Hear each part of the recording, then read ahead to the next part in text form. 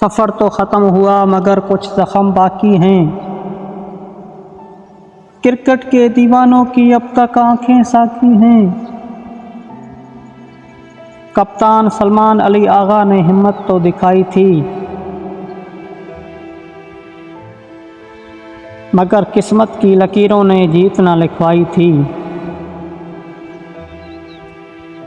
بابر کا بلہ خاموش رہا، کچھ وہ بھی پریشان تھا۔ فخر زمان کی اننگز میں تھوڑا سا طوفان تھا۔ سائم ایوب اور فرحان نے کوشش تو بہت کی، عثمان خان کی بیٹنگ میں بھی تیزی کی کمی تھی۔ خواجہ نافع اور سلمان مرزا نئے تو تھے مگر ورلڈ کپ کے دباؤ میں تھوڑا بھٹک گئے ادھر۔ شاہین اور نسیم کی وہ گھومتی ہوئی گیندیں، ابرار اور عثمان طارق کی کچھ تھکی ہوئی یادیں،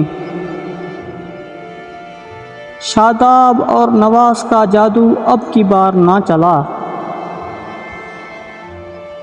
فہیم اشرف کی محنت کا کوئی صلہ نہ ملا، جیت کر بھی ہار گئے ہم رن ریٹ کے چکر میں۔ امیدیں ٹوٹ گئی ساری کولمبو کے اس شہر میں۔